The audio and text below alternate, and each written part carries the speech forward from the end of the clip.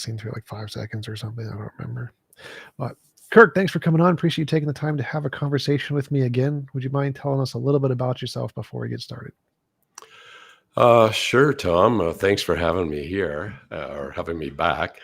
I enjoyed our first couple of episodes there a while back, and looking forward to this one. About myself, I guess, I'm a philosopher as well as a scientist, as well as a theologian, I guess. And so I am especially interested in questions pertaining to the interaction of those three areas in life or three areas of thought. And did a master's in philosophy, specializing in the problem of evil. Published a few papers in philosophy journals on that one, and then did a PhD in biophysics, looking at the information encoded in genomes and what it does in terms of protein structure and so forth. But also, I mean, my main interest is just talking about these things and researching them and writing and discussing them. And I've done a lot of that over the years. So, yeah, I don't know. I like outdoors, canoeing, remote wilderness stuff. Married, 6 kids, all married. I like indoors. Outdoors is too cold. Yeah, this time of year it is a little cold. So we were going to talk about God of the gaps arguments, and I think your article was about how the accusation of God of the gaps arguments by atheists is not appropriate or something along those lines, or how they're not. Well, God of the gaps arguments. I've kind of been thinking about this a lot in the last week or so, and I've actually, for the listeners, they can refer to the article. It's simply on kirkdurston.com. I'm just coming off a cold here, and they can look at that argument if they want. But I don't want to accuse the atheists or the skeptics of being unreasonable here. I've personally felt my original article, is a little loose, needed to be tightened up. But in reality, I think it's an honest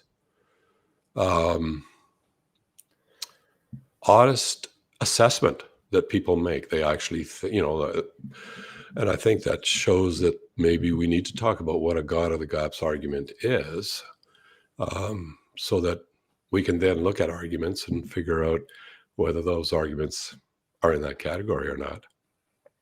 Could you give an overview or example for the audience who hasn't read your article of one of the times you think the God of the gaps criticism is commonly used by atheists but shouldn't apply?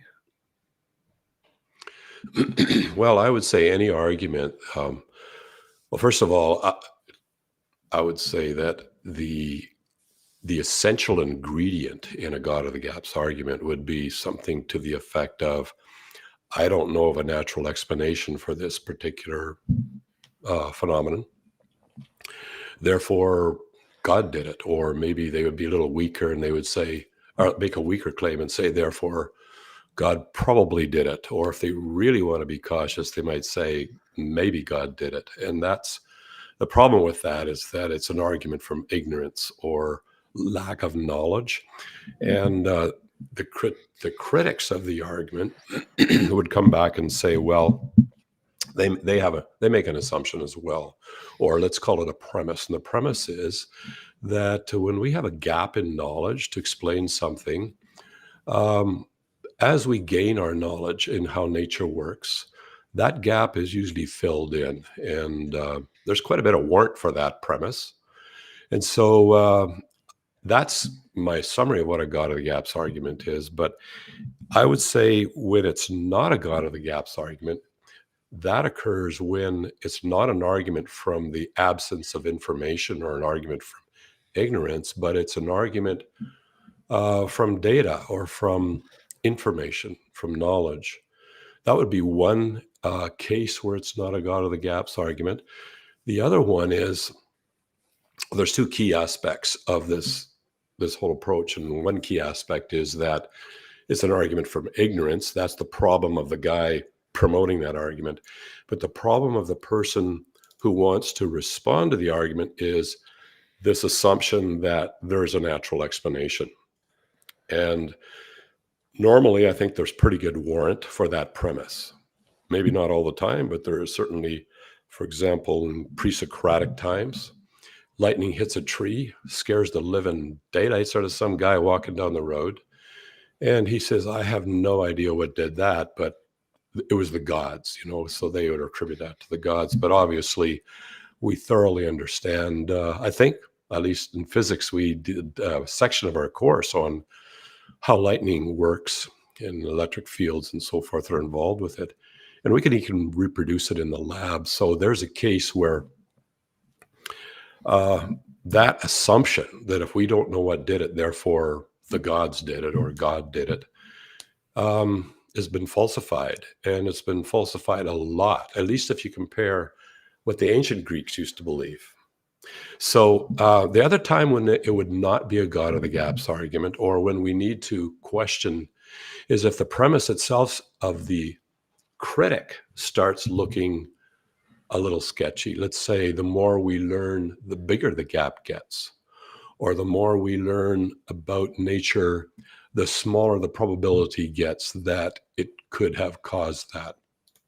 That doesn't prove, therefore, God did it. But what it does do is say maybe we have a situation here where we can't really falsify the argument, the God of the gaps argument, but we can't really verify the premise that nature will fill that in. Excuse me.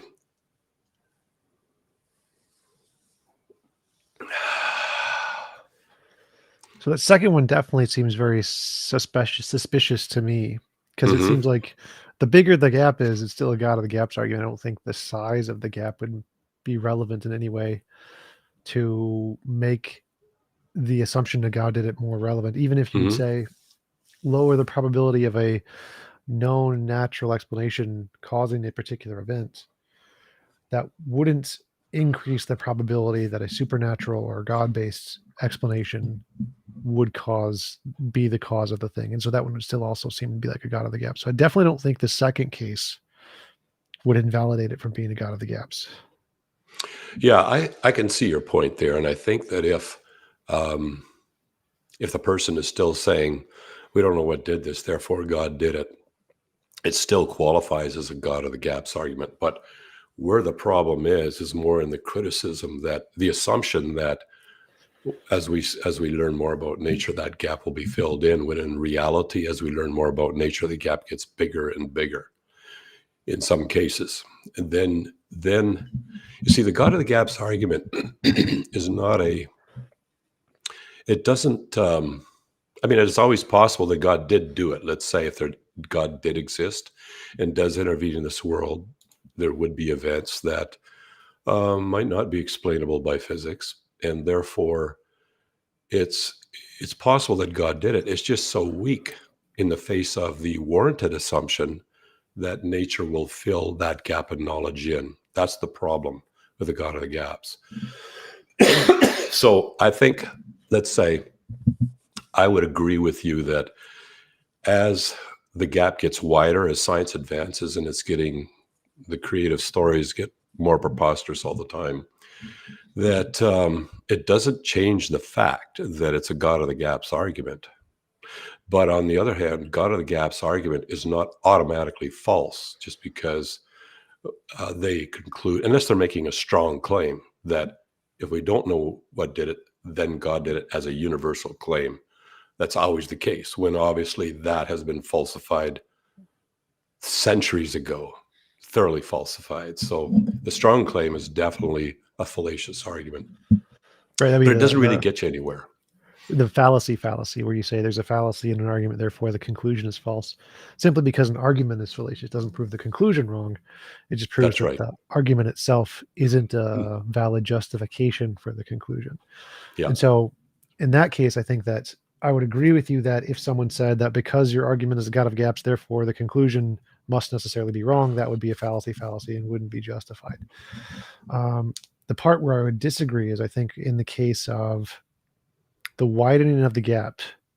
So like, if we have a tool that has worked to some degree, and that tool is not successfully accomplishing some goal of solving some problem or whatever, and then it's getting harder and harder to solve the problem.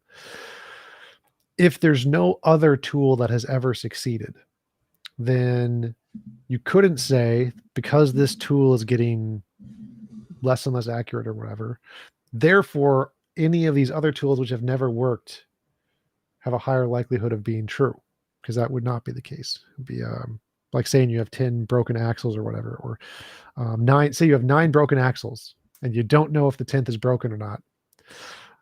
Showing that the first 9 are broken doesn't increase the probability that the 9th is not broken. It could still also be, or the 10th is also broken, still also be broken. And so even if we know our current compass, our current tool is broken or is not working, that does not increase the probability of any of the other tools not being broken.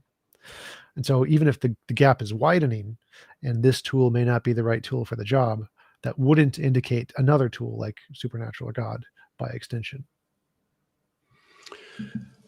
Yeah, I mean, I think I agree with you there, Tom. If I understood you correctly, I don't see a problem with that on the face of it. I think the time when when it's definitely not a God of the gaps argument, or is when it's logically impossible for nature to fill that gap. Then, where logical impossibility is means that it really is absolutely impossible. Even if we knew nothing about physics, we know a priori that it's logically impossible. Then it would not be a God of the gaps argument. Although even then, I would not frame the argument as we don't know what did it, therefore God did it. What I would think be more accurate is one of my arguments I supply in my article is, and this may be the only case where we could say it's logically impossible for nature to do it, would be the origin of nature, where I define nature as the entirety of material reality, space-time, matter, and energy. And that would include multiverses if there are such things, the complete entirety of material reality. So the origin of material reality or nature must be either natural or not natural. But it's logically impossible for the origin of nature to be natural. It violates the law of non-contradiction. Therefore, there must be a non-material reality that caused the origin of nature, or non-natural reality that caused the origin of nature.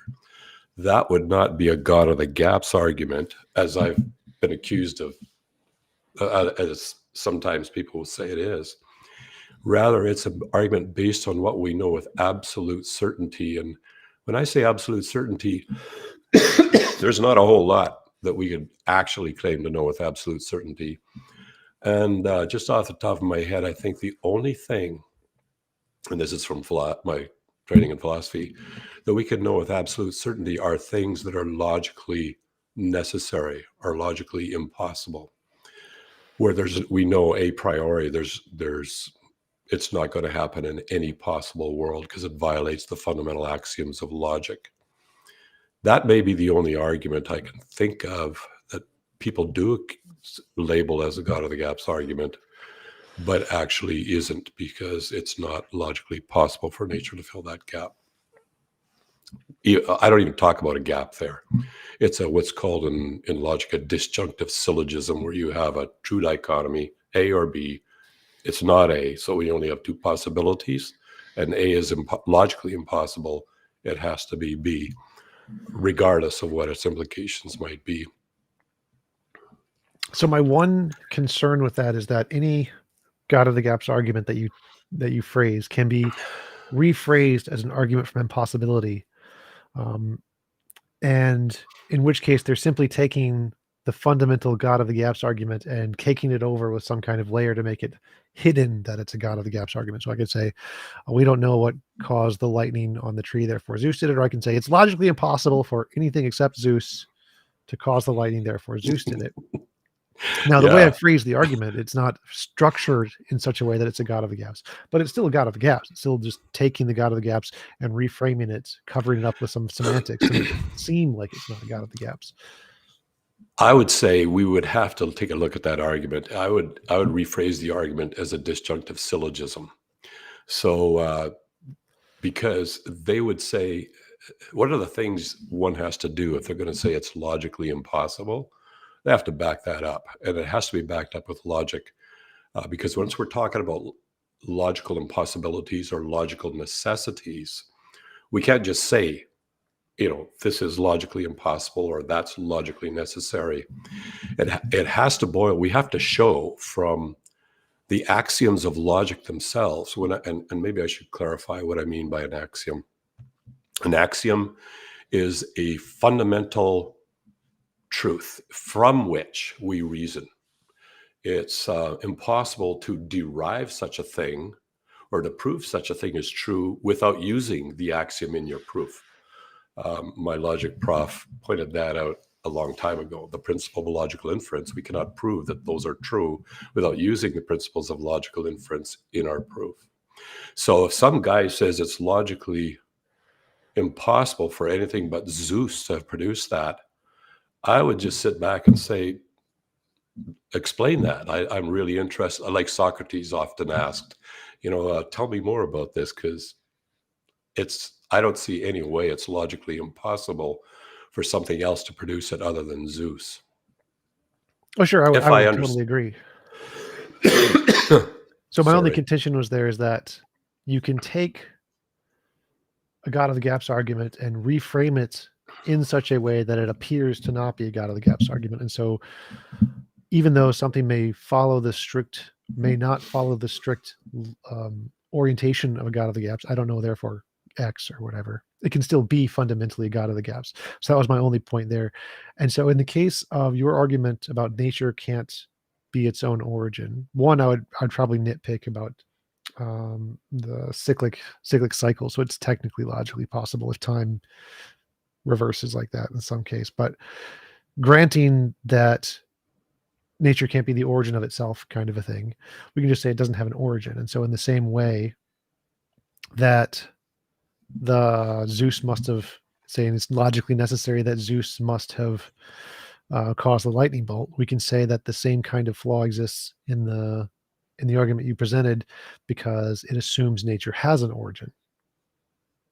Well, okay, and that is a whole nother line of discussion, which, my point is that this isn't, when in this article here, I refer to that argument, but I say, if you want to go into the details, go over there. All I want to figure out is this a God of the gaps argument or not?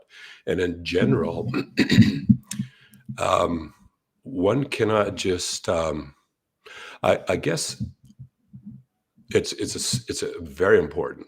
My supervisor pounded this into my head, and philosophy will treat you very harshly if you violate this ethical principle, is that whenever I see someone's argument, I have to accurately frame it.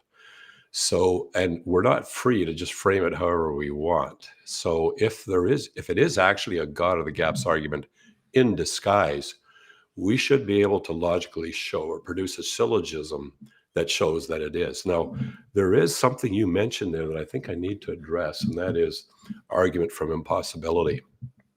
Okay.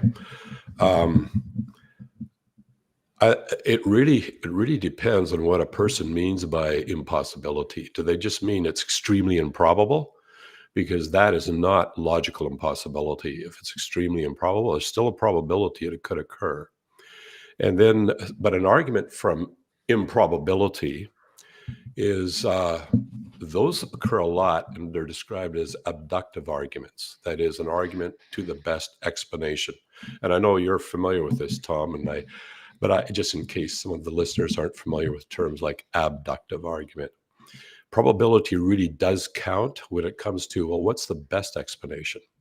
And another area where probability counts in logical arguments is inductive arguments. In fact, which is likely. It's not the best argument, but for example, William Rowe, an atheist William Rowe, said, no good we know of justifies God in permitting certain evils. And if we don't know of a good, then we can then make an inductive move to assert that there is no good that justifies God in permitting these certain evils. And since a real God would never allow gratuitous evil, therefore the real God doesn't exist. That is an example of an inductive argument because it makes an inductive move. And he states that himself. He makes that inductive move. And then everybody argues about whether the inductive move was justified or not justified. And they often actually haul Bayes' theorem and talk about probabilities in these discussions. But anybody who's going to say it's impossible or it's improbable, they have to defend that. And they can be grilled on that. They could be questioned on that. So it's not necessarily a God of the gaps argument. It then becomes an inductive argument that one is challenging one of the data or the premises, or it's an abductive argument saying, no, that's not the best explanation. And here are my reasons why this other thing might be the best explanation. So I don't want to be associated with those guys over there who make these arguments from improbability or impossibility and say, therefore, maybe God exists or something. Those have to be treated very carefully, and I'd be hesitant to throw my lot in with them. Oh yeah, I would agree. So I was going back to your objection to the "it's logically necessary that Zeus caused the lightning bolt" argument. You said, well, that doesn't make sense because you'd have to defend the claim that it was logically necessary that nothing else could have done it, and you can't justify that. It's clearly just a God of the gaps that's been caked over by this other argument. And I was making a parallel between that and the argument you made, where that you claim that nature had a beginning. It seems like a unjustified assumption that is baked into that argument, in the same sense that the assumption that only Zeus logically necessary that Zeus caused the lightning bolt kind of a thing, or it's an unjustified assumption that has been placed in there in order to construct a non-God of the gaps argument. But the foundation of that one assumption is the part that seems to be the entire crux of the argument. It's like this argument only works if that assumption is defended, and if that assumption can't be defended, well, then the whole argument is just a God of the gaps based off of this one kernel that hasn't been addressed. Well, okay, I would disagree that. Well, let's take a look at that alternate argument. It would have to be framed as such. Either the cause of that lightning bolt was something natural, or Zeus did it. So it's a true, it's being framed as a dichotomy right off the bat. I think it's a false dichotomy. Like, why Zeus? Where did you get that from? And then the second premise could say it's logically impossible. Let's say nature. Let's say it was either natural or Zeus did it. It's logically impossible for nature to do it.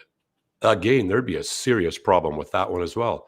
How in the world? What law of logic is violated by if nature wants to produce lightning bolts? They're none that I'm aware of. So they would not be able to defend premise one.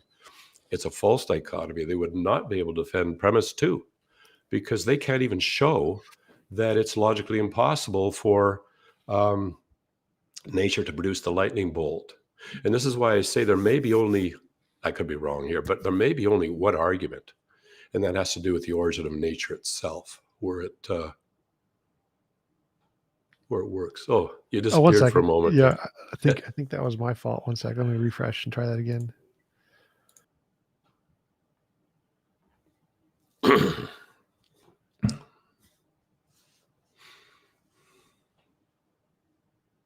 I'm back, and I think you're working. All right, we're good. All right, keep going. Good. Was I? Yeah. I should apologize for my voice. Like, don't worry. I know some of you said, I hope the guy survives or something. It was a 2-day cold last week, but after a 2-day cold, all that congestion and bad voice takes a while. So that's why I'm taking frequent swigs of coffee here. Yeah, I don't know. Now, if the argument fails, like that Greek guy, his argument would fail miserably on both premises. Then he might have to fall back to a God of the gaps argument, and then we could nail him on, well, actually, I know how lightning works, and it's entirely nature. So he's in trouble. But there were two different arguments there. That's what I'm trying to say. One was not a God of the gaps. It was a disjunctive syllogism, but a bad one. And then that didn't work. So then he has to fall back. So I wouldn't say it's caked over, Although you could argue that maybe he doesn't want it. He knows about God of the gaps arguments. He doesn't do it. Then he comes up with this disjunctive syllogism, which itself is not a wrong move. It's a valid move. Philosophers are always trying to figure out how to come up with this argument here, because that one over there is obviously not going to work. But it's not caked over. It's an alternate approach, and the alternate approach fails miserably. Then he falls back to the God of the gaps argument. That obviously has been falsified, and he's toast. So how would that be different than the case of saying the assumption that nature must have an origin? Then nature can't be the cause of its own origin, therefore something outside of nature must did it. Why would the assumption that nature must have an origin be any less dubious than the lightning bolt example? Yeah, well, actually, one of the you've pinpointed a valid objection to that argument, but it's not because it's a God of the gaps argument. It's, well, what if nature didn't have a beginning? So then if it doesn't have a beginning, it doesn't have to have anything cause it to come into existence. It's always existed and so forth. Well, that's a different discussion, but I have an article that addresses that. And my very quick response is, first, to say that it doesn't show that the argument itself is a God of the gaps argument. All it shows is that there's a hidden premise, or it's based on the premise that nature did have a beginning. And my response to that is that when we look at the choices available to it, is nature has been around for an infinite amount of time, a countable infinite amount of time. Well, then we have to haul out the axioms of mathematics.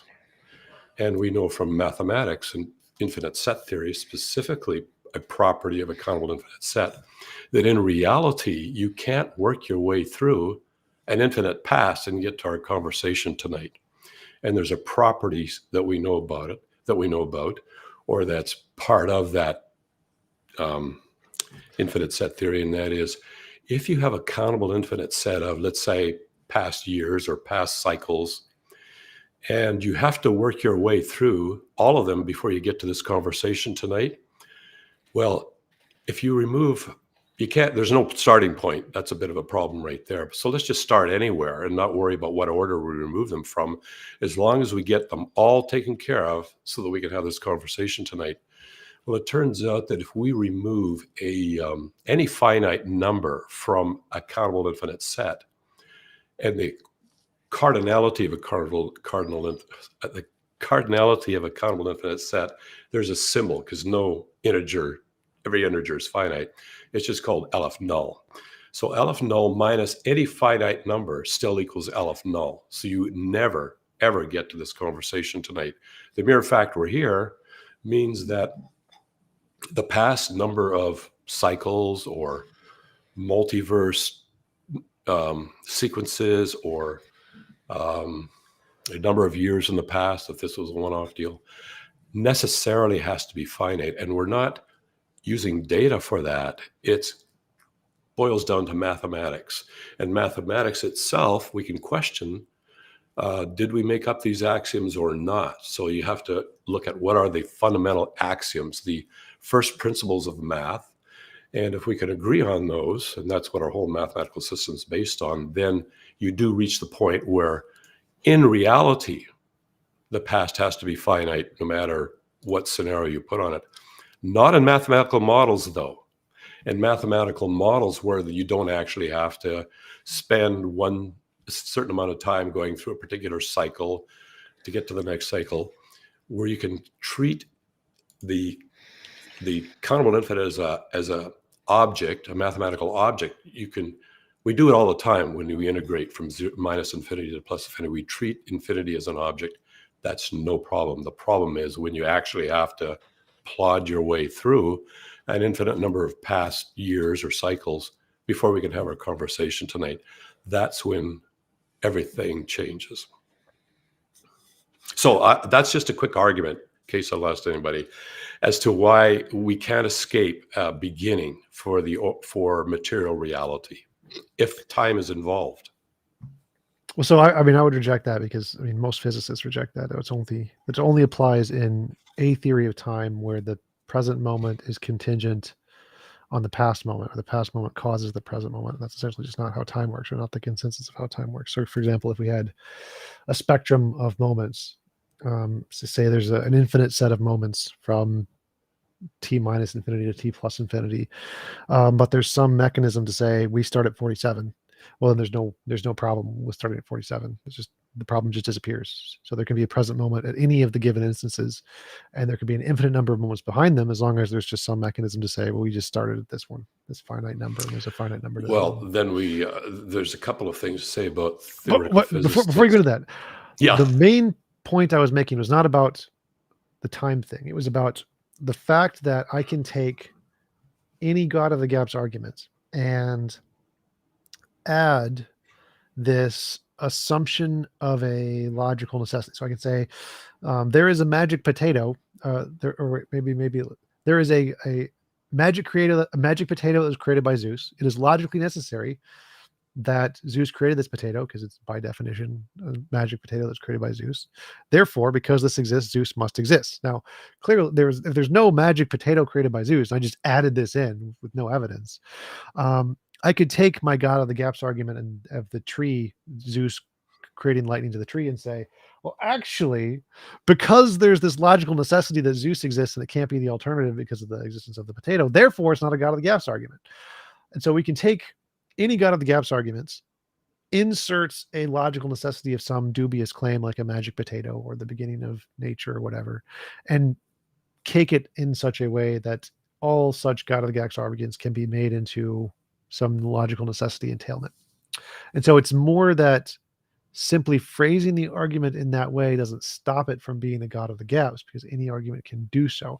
And then I would also agree that you'd have to justify the premise, and then your argument attempts to do that, but I would say that it isn't successful in doing that. So, like, if in the case of a God of the gaps, you take a dubious claim like there is a magic potato created by Zeus, and so necessarily Zeus must have created it or whatever, even if you believe there is some justification for that, if it doesn't ultimately work, then I think the argument would still necessarily be a God of the gaps that was just caked in this perceived better argument. Even if you believed that better argument, if it ultimately doesn't work, then I don't think it would technically qualify as a new kind of argument. I think it would just be some kind of thing caked onto the God of the gaps. And so it'd still be justified for the atheist to say, no, it's still just a God of the gaps.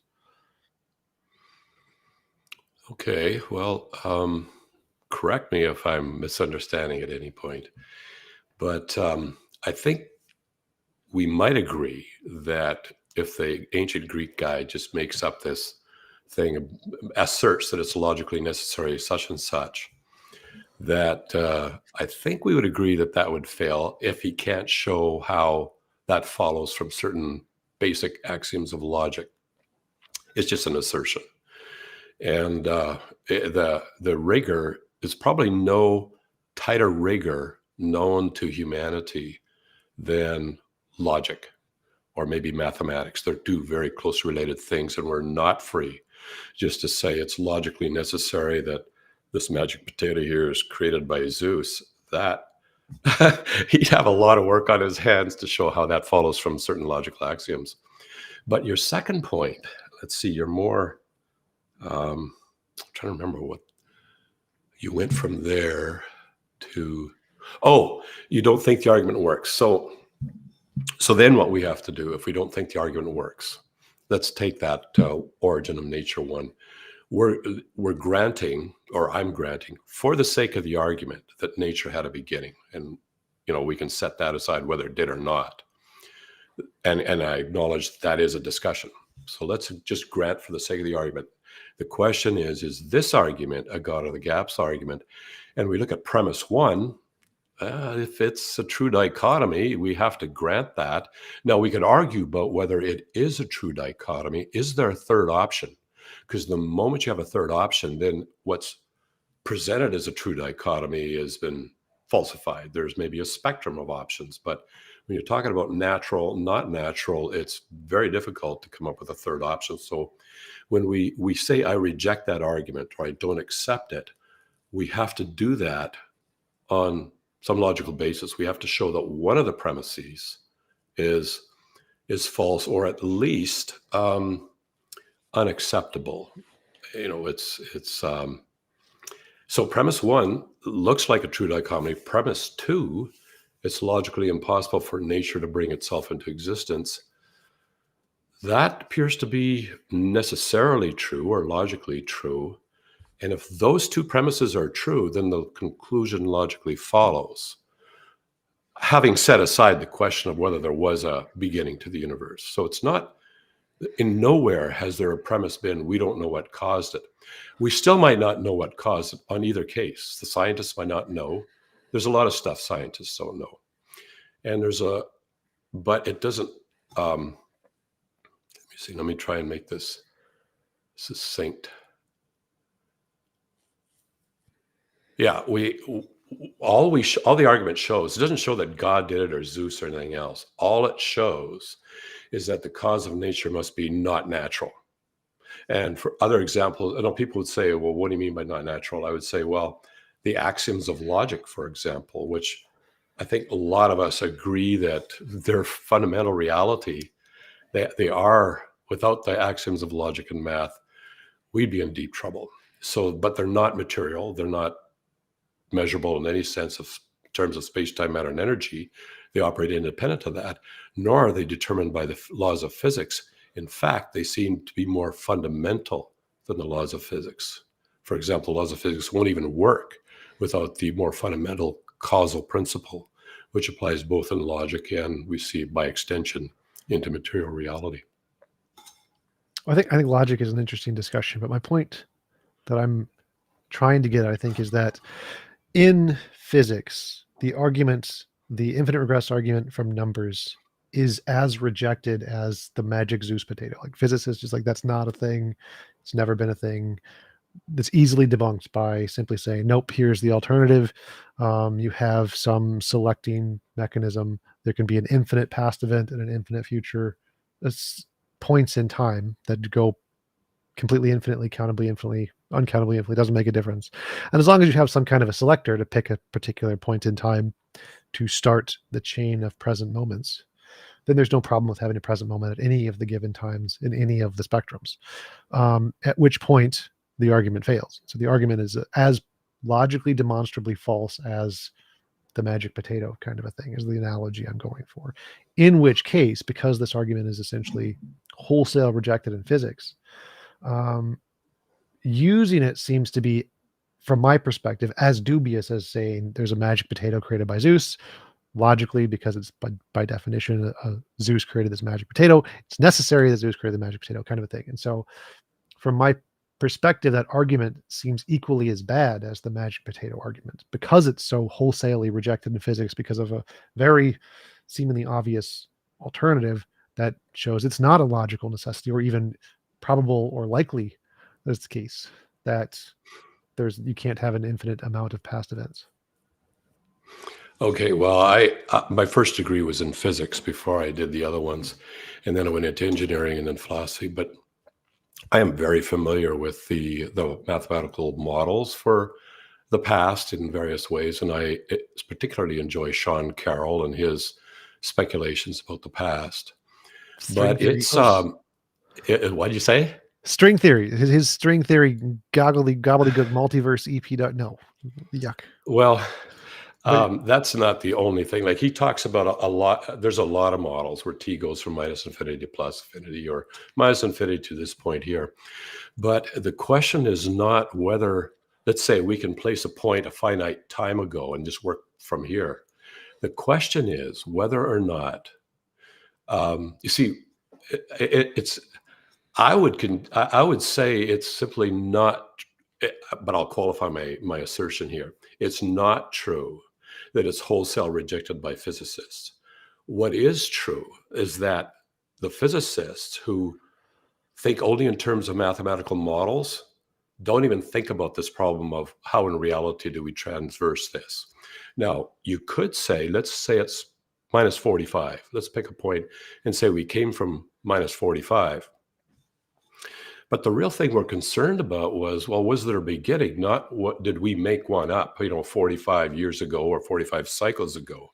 The real problem is it doesn't dispense with the problem of getting from minus infinity to whatever point we pick as a starting point, 45, or any other point on the thing. If you actually treat the past as real. Now, almost no physicists in any lecture I listen to or articles that I read treats the past as real. The moment they do, like some of them will say, okay, we do have to have a beginning in reality. But that's the moment they start thinking about, is the past real or not? But if you're willing to treat the past as a mathematical construct, then of course there's no problem at all. You can pick any number, any finite digit as the integer as a starting point and work your way to this point. But that does not solve the problem. And I've never met a physicist who would actually assert that it does. And I have read some that actually think about this and say it doesn't solve the problem. It does not solve the problem with, if we're to treat the past as real. That's what we're worried about here, not mathematical models. Did material reality have a beginning or not? If we treat the past as real, then those things come into play.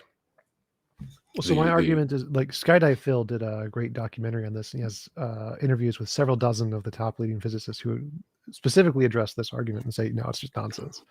But their argument goes something like this. Say the past is real, 100% real.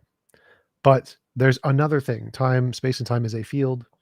And so time being a field doesn't exclude other fields existing. And so if there is another field that can determine the present moment, then even if there's a past infinite, like B theory of time, for example, where it's all just like a bread loaf, there is a real past infinite there. But if the current present moment can be selected for by some other field, then it doesn't matter if there's an infinite past set. There is no, how did we get from there to here? There's a selector for that. There's this other field literally just picks where the present moment is going to be. And it's not because of there being a past infinite. Those are just irrelevant. If the present moment is not contingent on going through the infinite set of past moments, and it's contingent on this other field that can literally just select the present moment, then even if the past is real, even if time is real, even if there's an infinite amount of past times, it doesn't matter, because this other thing literally just selects, this is where we're starting. So like there are an infinite amount of numbers, negative infinity, positive infinity, but I can pick 47. And you don't bring up the same criticism. Well, how did you get from negative infinity to 47? I didn't. I just picked 47. I don't have to go from negative infinity to 47. And so if there's this other field that can select for the present moment, then it solves the problem in the same way me being able to pick a number eliminates the problem of trying to count from negative infinity to 47. I didn't count from negative infinity to 47. I just picked 47. And so this other selector thingy does seem to completely solve the problem, to allow the logical possibility of a past infinite and a present moment. And there's no contradiction to getting to the present moment because you didn't start with the negative infinity. Well, I could see two problems with that. Number one is what is doing the selection? Like, we're just arbitrarily invoking something, but it can't have a mind because we want to avoid that. We want some sort of a material thing. Okay. So you can't be picking 47. It has to be something immaterial, material, of some part of material reality that does the picking or the choosing. Although I hate to use those words because we're implying a mind here, which I'm amiable to, but we're trying to avoid that problem. The second That's why I mentioned it was a field. It's another field, like a quantum field of some kind. So the choosing part's an analogy, but it's really just another mechanism, like a field that selects the present moment. I guess the second problem is that when the selection is done, that point that was selected, was that point itself contingent on any previous points? Was it contingent, or did the curve start there?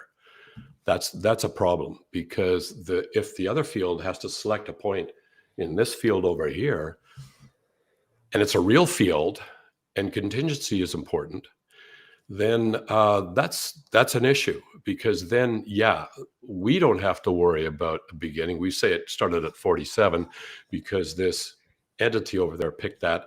But what we have to then concern ourselves with, well, how did 47 get there? How was it real? Was it contingent on anything else? If it's not contingent, then it's existed in a timeless state. And I don't go with the I know that treating time as a substance that elapses is handy for us here in this world because it allows us to meet at the same time for our discussion.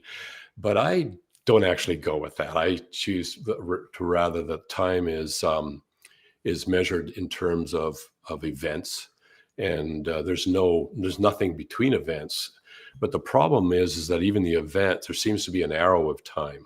That is, the events seems to be some sort of contingency, and that's what our whole system of science is based on. That this here, whatever the event, the lightning strike was contingent on the buildup of an electric field between the cloud and the ground. And that was contingent on there being clouds and there being grounds and planets, and it just goes all the way back. But there's a contingency problem there. But I think that's still fine if we measure time in terms of particles. But I think I've digressed.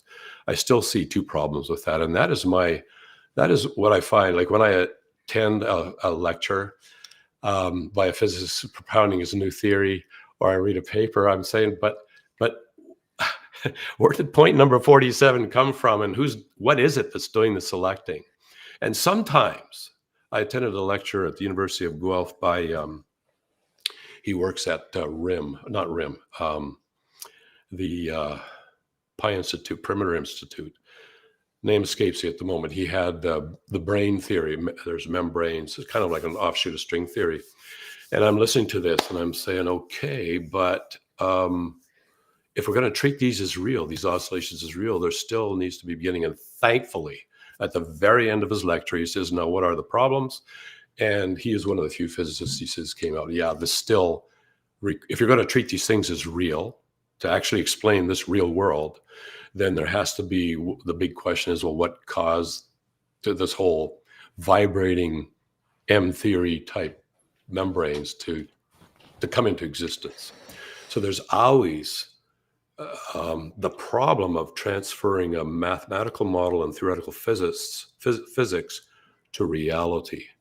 And I never thought of that myself. I was having a conversation with a cosmologist at the University of British Columbia before I'd actually realized that. And he says the problem with every single mathematical model is that when you try and map them to reality, there's always at least one critical point where it does not map. And Sean Carroll says the same thing. He says, we have lots of mathematical models. Not one of them works in reality because there's at least one critical point here that won't map to reality. Oh, sure. I grant that. For sure, I'm aware of that. But I think the mathematical models are more constrained than our imagination. And so if we're not constraining our models with the rigor of a mathematical model, then we can imagine it maps to reality when it doesn't in significantly more profound ways than mathematical models. So when I talk about the quantum field, I would agree it's a timeless field, because time is a field. This thing is not time. So it is a timeless field that exists outside of time. And it selected the 47. The 47, all of the points in time have always existed or exist. And this thing simply selected 47 due to its nature, quantum decay, fluctuations, whatever.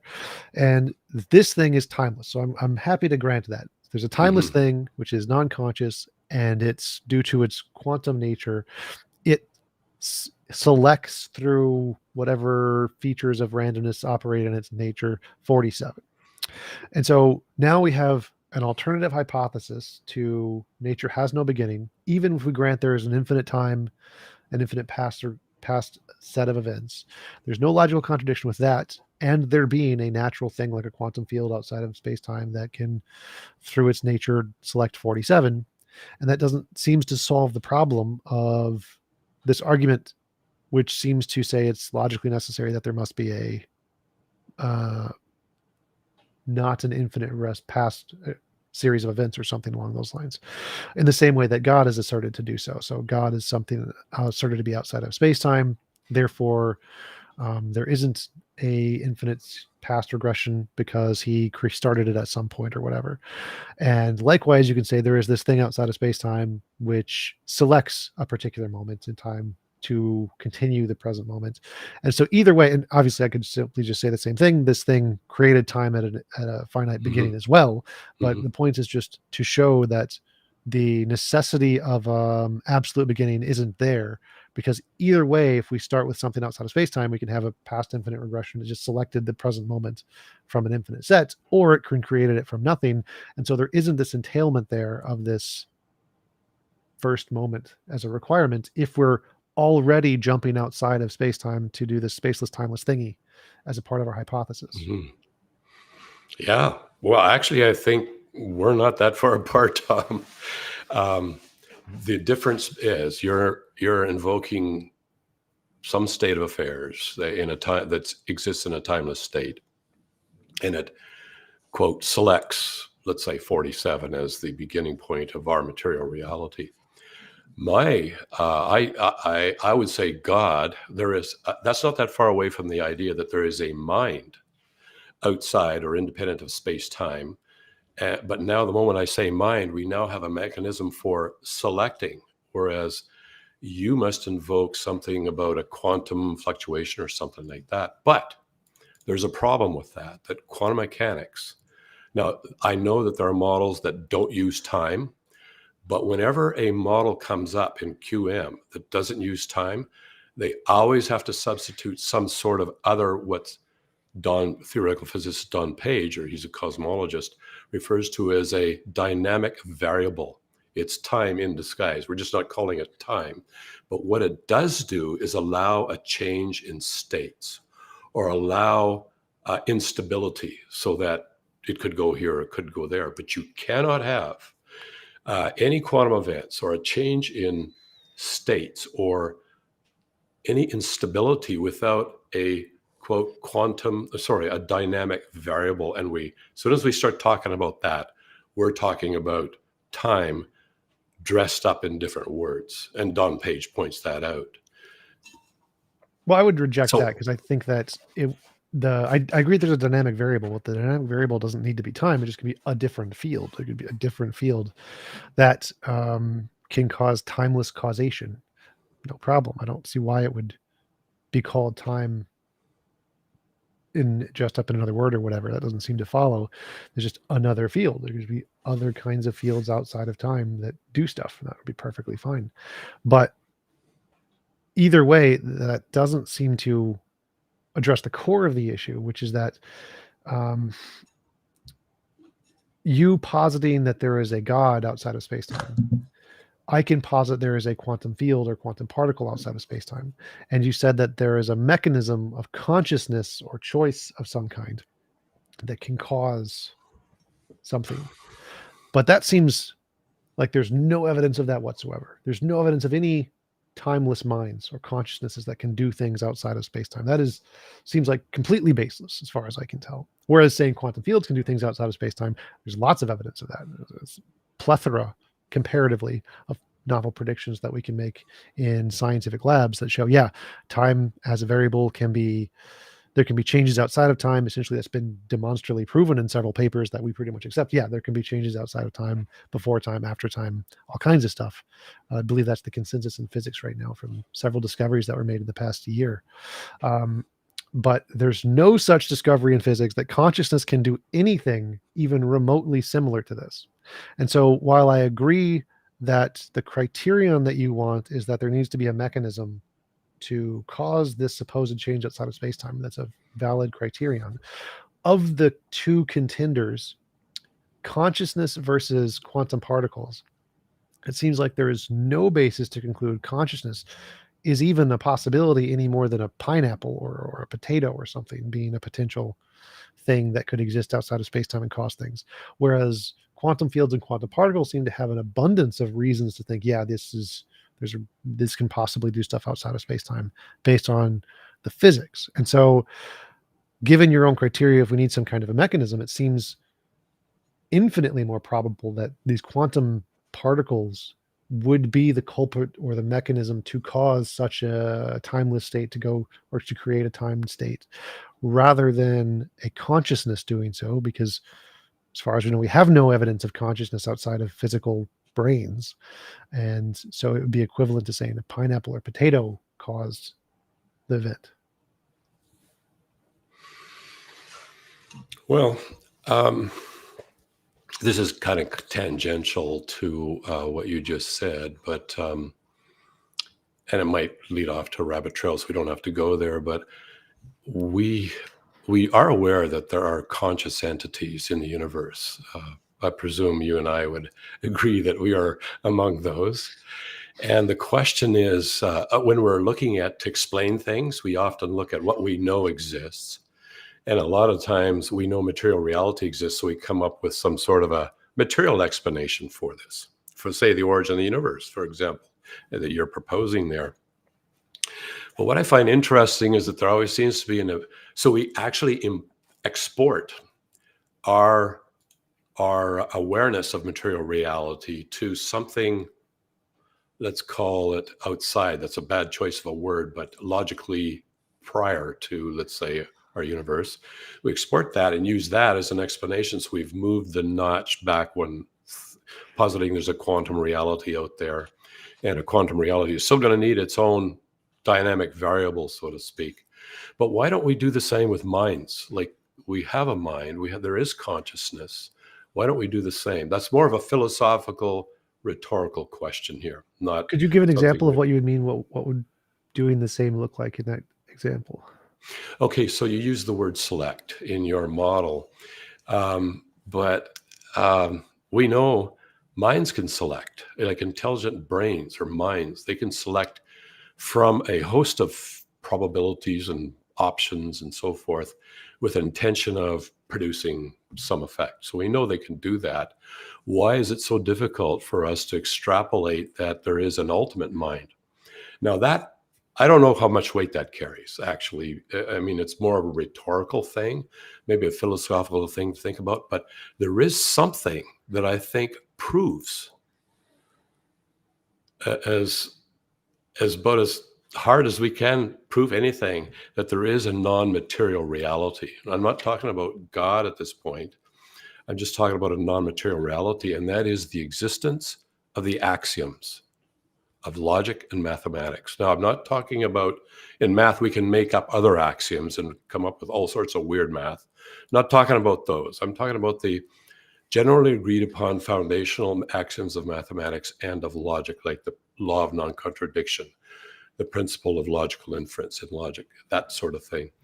So these axioms, they seem to, on the face of it, exist only in minds, but yet the universe wouldn't even work without them. Like, the laws of physics presuppose that there is a causal principle behind the whole system, such that these laws, whatever they are, and Sabina Hassenfelder had a nice little video on what are these laws, and I know my physics prof first year said, we have no idea what they are. We just describe their effects in material reality in the form of math. But those laws of physics presuppose the causal principle. Logic presupposes, well, the fundamental principle of logic is the causal principle as well. So if we are to sometimes I think some things are right in front of our faces, but we're so used to them. We see them every day and we use them so much, we don't actually realize what we're dealing with here. And that's what I mean when I'm talking about the axioms. They're non-material reality that are foundational for material reality. And the moment we have identified something as being real but non-material, then this argument that there is a non-material cause for material reality suddenly gains a lot of traction. It's not just baseless anymore. Like you suggested, this is just totally baseless without any warrant. I say there's an enormous warrant. Our whole system of science is based on the axioms of logic and of mathematics, but we almost never worry about where these axioms come from. Well, so I would agree that if we discovered non-physical objects, then obviously using those as a potential conclusion to explain things would be perfectly justified, right? Like, if we discovered unicorns, then yeah, you could, or leprechauns, we could then use leprechauns as a potential explanation for how the gold got there or whatever. In the case of, unfortunately, and they're not immaterial either. They would be part of material reality. Well, that was just an example of a thing. If we discovered a new thing, or like fossils of a unicorn, we could then go back and say, oh, maybe King Arthur did actually see a unicorn because here's evidence Mm-hmm. of a unicorn. And Mm-hmm. so once we discover a new kind of a thing, we can use that thing as an explanation of data more justifiably than if we prior to discovering the existence of the thing. So I would Yeah. agree. In the case of math and logic, it seems like the more plausible explanation is that there is no laws of logic. They don't exist. No laws of inference. Those are descriptions that we impose to describe the way reality operates. But what is governing the laws of reality is the nature of the objects themselves, the physical mass, spin, charm, etc., of the objects. And there is no governing laws of logic determining these things in the physical objects. The physical object's nature is the thing doing it on its own, and there's no need to invoke non-physical laws to govern these in any way. I don't see why that would be an entailment. Um, we can just say that laws like English are things we made up, and so we can make up systems to describe the stuff that we see just fine. But that doesn't entail that the systems we've made up exist prior to or govern the description, the things we are describing.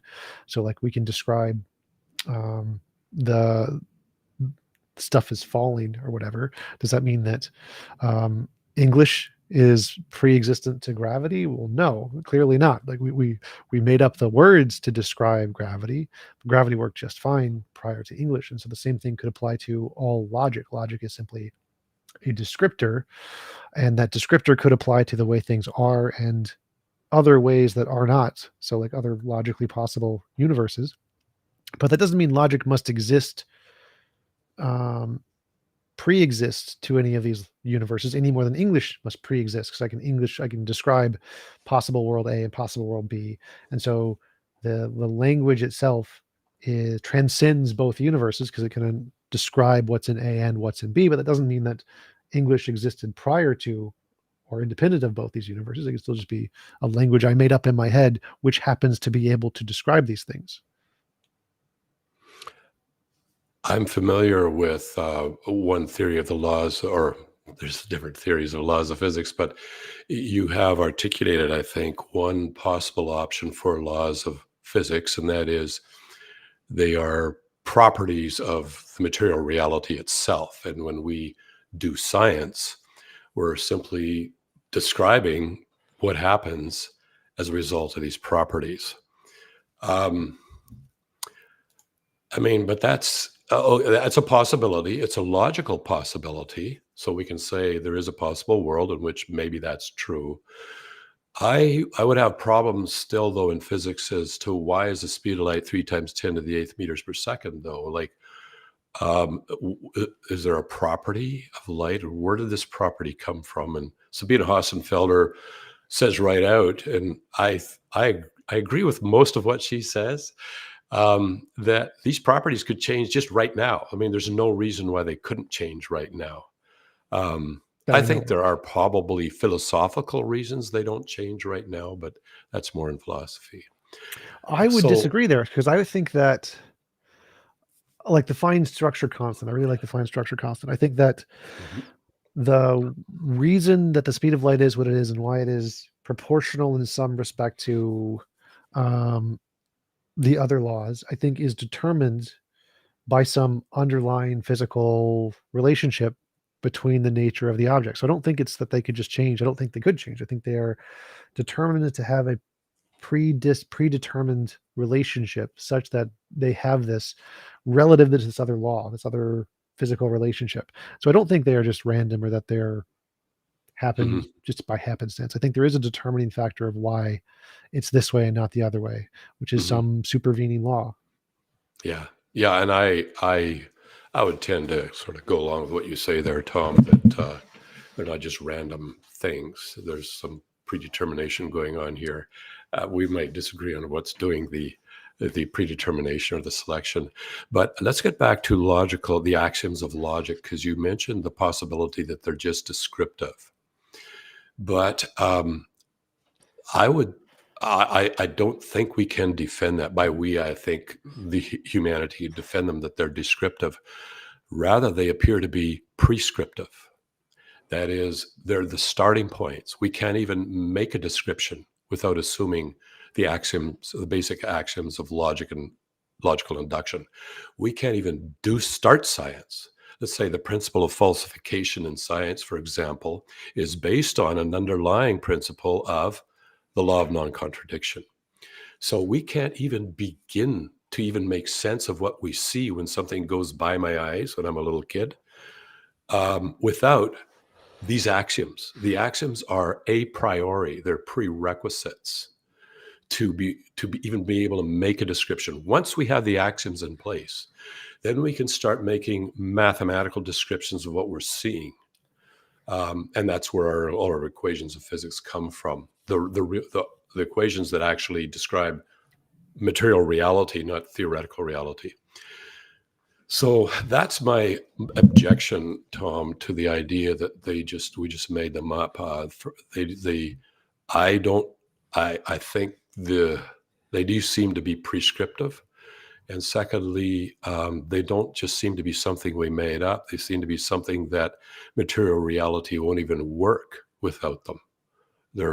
Now, are they properties of material reality? I don't see how science is possibly going to figure that one out without, they seem to be completely independent of anything physical. That is, magnetic fields, gravitational fields, electric fields, doesn't touch the axioms of logic and mathematics. Even mass, speed of light. That's why we can actually do wonderful derivations, let's say in general relativity, because we can actually describe what happens at the speed of light because of these a priori axioms that allow us to describe what happens at the speed of light. And when we realize that, we see, oh, there's a problem of infinite mass and so forth. But that's, I think, something that has to be reckoned with. I think we take the axioms for granted, when in fact they may be the most important things for us to grapple with before we even begin to do science or begin to try and describe material reality. The other reason that I think they're broader than material reality is that we can use them for immaterial discussions, immaterial thought experiments, mathematical models of theoretical universes, or logical arguments that in reality the premises don't exist. And because we can use them, minds can use those things, not just material reality. It seems that they prescribe even how we think. They prescribe how we reason, assuming we're reasoning validly. Well, I definitely agree with that part. I think that logic and the rules of inference do describe how we reason for sure, but I don't see the connection to that. The connection with that to what you said earlier, that this is indicative that they must exist outside or pre-exist or govern or prescribe the way things should work in the universe. That part I didn't quite follow. For one example, like there are many non-standard logics: fuzzy logic, many-valued logic, intuitionistic logic, quantum logic, things that reject the first three laws: the law of non-contradiction, excluded middle, law of identity. They reject those, yet they work to describe reality just fine. And so there's actually a section on the Stanford Encyclopedia of Philosophy called "The Right Logic?" Is there a right logic? Is there one of the logics that accurately corresponds to reality more than the others? And it's possible that there is one, sure. Obviously, you would think that was like when you mentioned, are these a property of reality?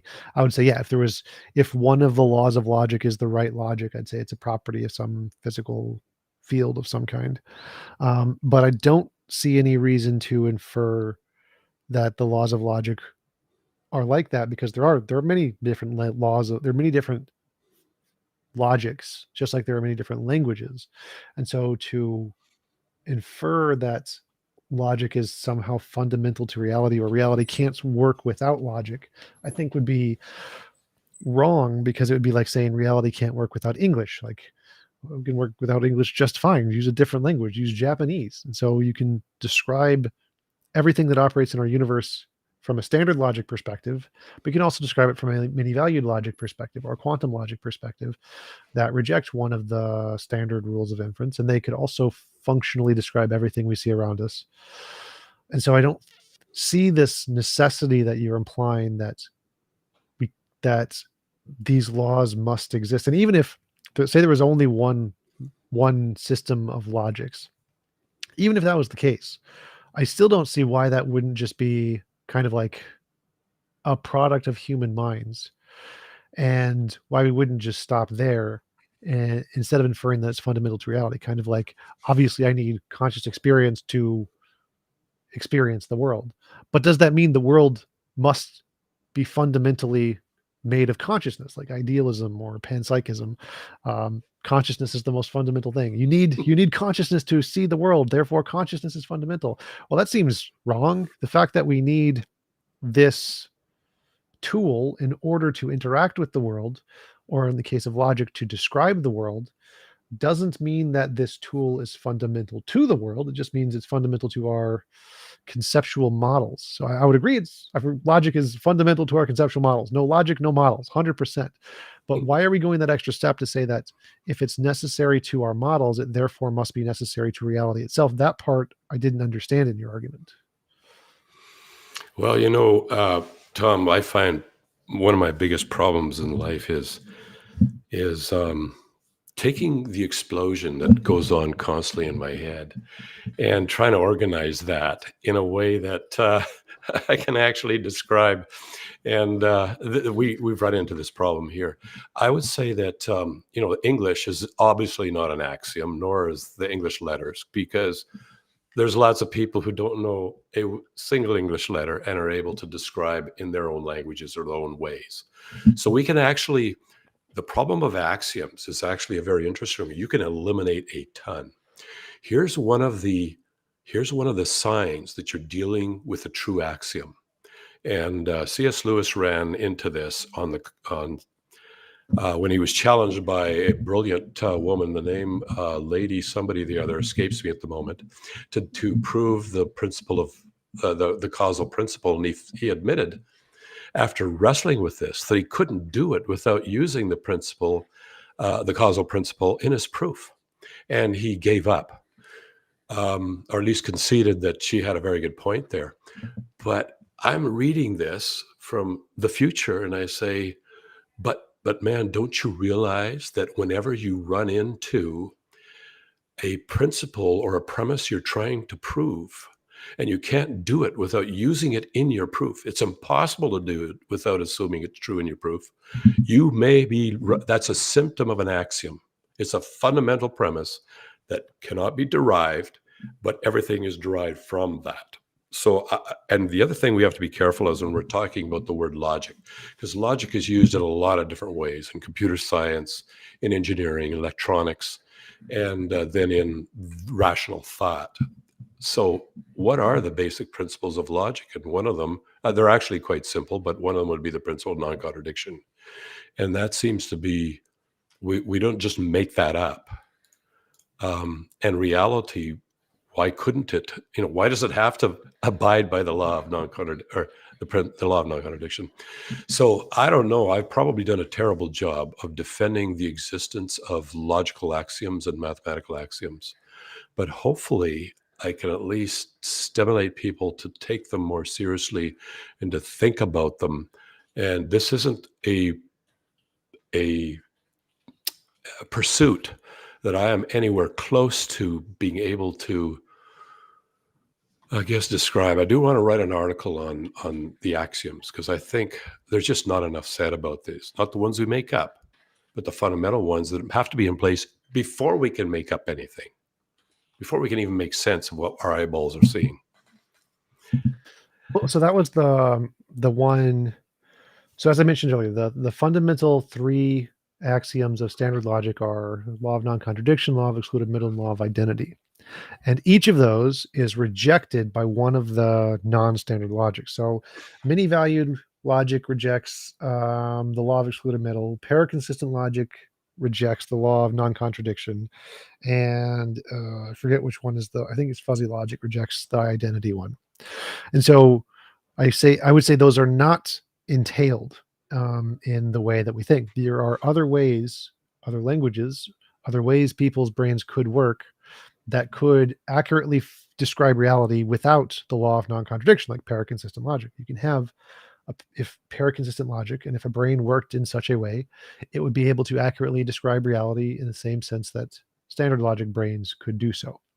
And so that would be analogous to the language thing, where you can have people who speak in English and people who speak in Japanese, and they can both describe reality just fine. And so the fact that there are non-standard logics, and quite a number of them, seem to indicate that logic is equally as much a language as English. But even if they didn't exist, there weren't these hard examples of non-standard logics that rejected each of those different axioms, and some of them reject multiples of them. That still seems to be a stretch to go that because we think in this way, therefore this is fundamental to reality. That part seems to be a stretch, because it seems to be that's what your argument is that everything we describe or everything that we think about has this property, therefore this property is fundamental. And that seems to be a dubious claim to me, because like everything I see is via consciousness. Does that imply consciousness is fundamental? Well, no. Why would it? Why would the fact that I see it through this medium imply fundamentality? I don't think any such thing does that. And so I don't think you can get to some fundamental principles of reality simply by virtue of the fact that they are required for us to think about things or something along those lines. That seems to be as in error as to say that because it takes consciousness to experience the world, therefore consciousness is fundamental to the world. I don't see why it would follow that because consciousness is required to observe the world, that therefore consciousness is an axiom.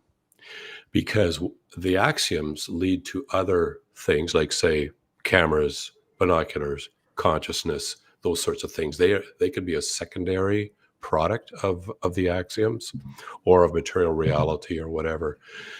So the question is consciousness, is there any reason to believe that consciousness is a fundamental truth? Is it an axiom? And there might, I'm not saying it isn't. There might be, if we trace it back to outside of space-time, to this timeless reality that you and I have both talked about, but you don't believe it's conscious. I would say it is.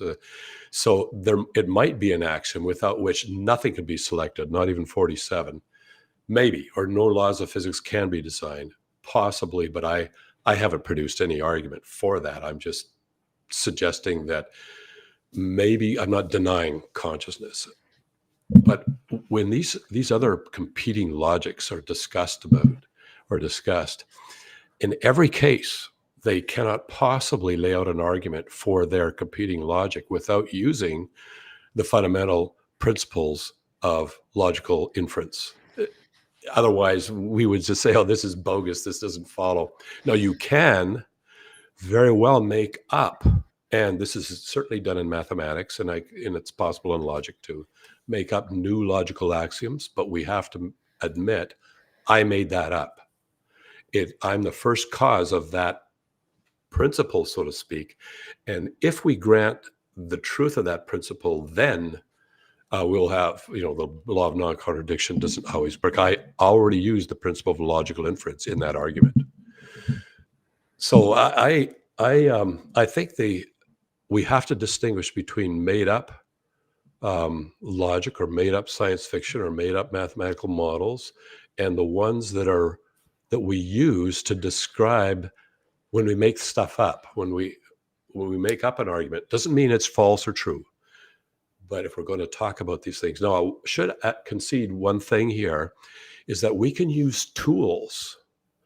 For example, we can use the square root of -1 in electric circuits, three-phase circuits, for example. So they have a utility. Doesn't mean the square root of -1 is true or actually exists. It is a mathematical tool. And we have made up that tool, and it has a utility to describe reality. But I have my prof was teaching electric circuits in engineering would never assert that the square root of -1 is actually true or real. It would always be a mathematical tool we use. So I'm willing to say there are things that, and it's a violate. The reason it's not real, it violates the law of non-contradiction. That's the reason it's not real. Here's something else. Whenever you see a scientific theory that violates the law of non-contradiction, you know that theory needs work. There has to be a better theory that is consistent with the law of non-contradiction. And that's certainly the case in quantum mechanics. There are a lot of different theories. Or it tells us that there's a part of that theory that is not accurate and does not accurately reflect reality. If it's actually describing reality, if it's a mathematical model, you can do whatever you want. So I would disagree there. I think that having spoken to some of the authors of these non-standard logics, I think they would fundamentally disagree. Like, they do not need to posit the other laws of inference. That's literally the point, is that paraconsistent logic rejects the law of non-contradiction. It's not mentioned. Well, how did they speak? How did they even persuade you? Well, so it's like, without assuming. You can build a chair out of wood, you can build a chair out of glass, you can build a chair out of metal. In the same way, you can build sentences out of paraconsistent logic, and you can build sentences out of standard logic. And so the speaking that they're doing, from your perspective, seems like it's based on standard logic, but they can build the same sentences based off of paraconsistent logic. So each of these logics builds the same conclusions, essentially, but uses a different method to do so. And so the alternative logics are simply showing that you don't need standard logics to build the causal relationships in the world. You can have paraconsistent logics and quantum logics where things don't always go to black and white, true or false, and they can be both true and false at the same time in multiple ways, but still derives into something that we can perceive as the world around us. And so each of these, the point of these logics is that they reject the various different laws of inference and shows that we can get the exact same world we see around us, while one of those laws of inference is demonstrably false, or doesn't exist, or there's an alternative one that replaces that one. And I think that's the whole point of the non-standard logics. Now, I agree our minds work in a standard logic way as far as we can tell, but so I would ask if you could talk to the professors who specialize in this, because they would be able to explain it further. And if that was the case, if these non-standard logics could exist and describe reality without reference to, say, the law of non-contradiction, like that's the goal of paraconsistent logic. Paraconsistent logic is, I think, the one that does that. Then would that be a defeater for your arguments that logic must be necessary, or the standard logic must be necessary? Well, I have sat in lectures, but philosophers do this a lot, is come up with premises that we know vary from reality, and then construct excellent arguments from that. But there's two things, is that in every case, they will point out what we are simply going to grant. Okay, we're going to grant that this is true. And once we grant that, then we can create these conclusions over here. But they're always clear about that. And secondly, in their foundational argument that whatever we're going to, let's say for paraconsistent logic, in their foundational argument, they can't even start speaking without assuming the causal principle, in that what they're saying is actually going to mean something to you, and that the conclusion they're going to arrive at, that they want you to arrive at, has to be arrived at through logical inference, even if it is a conclusion that certain axioms of logic are false. That still has to be arrived at using the basic principles of logical inference. So I think they're fun things to do. Well, so it wasn't that the logic, the point of these is to show you can start with a different language, a different system of axioms, and still get everything in the world in causation and reality. So it's not logic in the laws of logic. They're starting with a different axiom. This axiom is just not there. Law of non-contradiction is there. We can grant contradictions. True contradictions exist. And then they have another axiom includes that statement. And with these three axioms, you can get everything we see around us, all of the understanding, all of the words, all the language. So they could be speaking when they say words. They're using paraconsistent logic when they do it. They're not using standard logic. There isn't a law of non-contradiction anywhere in anything they're saying. But they can still have meaning because of the other axioms and how they relate. And so the point of these non-standard logics is that you can build a system of axioms that does not include non-contradiction or rejects non-contradiction, and still have sentences and still have conclusions and still have causality. And that's so your argument that in order for them to start speaking, they still need to include standard logic, that is false. That is fundamentally the opposite of what they're doing. Because when they use logics, they are specifically rejecting that and showing that you can do everything without this axiom and using a different one, such as paraconsistent logic. So that would be a main objection I'd have to what you said. Yeah, I wouldn't say before they need logic to speak. The moment they try to persuade someone rationally by, let's posit some other axioms like the law of non-contradiction is false or something like that, it is possible, and we both in math and in logic, to posit new axioms and then attempt to describe everything that we see in the real world. I don't see in them using that a lot when it comes to actually having real discussions on things, but probably the reason is that let's go to Occam's razor. So let's posit the ones we just assume, the law of non-contradiction, those axioms, and we just naturally use those in rational thought and deduction and so forth. And we come up with an explanation for the world. Now let's posit some new axioms that maybe end up aren't based on those, that actually flat out are different from those or contradict those, and come up with a description of the world. Now, which is the simplest explanation that satisfies what we're seeing happening in this world and satisfies rational thought? And in that case, we go with maybe the simpler explanation, the way things work, that what all of science is normally based on, rational discussion is based on, mathematics are based on, rather than this more complicated one with epicycles and so forth, like, the Ptolemaic view of the solar system, which it worked for predictive utility, but it wasn't as simple and elegant as the Copernican system. And when we look at these new axioms of math or logic to come up with totally different ways to describe things, that's where I think we could actually test. That's my proposal, to test to see. In reality, I don't see them using these arguments for anything important when it comes to reading papers in philosophy journals where they're cold hard logic. They always revert to, or the papers, at least I haven't read all of them, so there may be papers out there where they're not arguing for a different logic, but they're arguing about ethics or morality or whatever, the full range of things philosophers argue about in peer-reviewed philosophy journals. They always revert to the fundamental axioms that we just naturally think are necessary to persuade people. Now, they could maybe go that other route, but in reality, they just don't. That doesn't falsify that, by the way. Occam's razor never falsifies the more complicated explanation. But I think we need more than, you see, science fiction is beautiful in that you can produce science fiction through literature, you can produce it through mathematics, and you can produce it through novel logical axioms.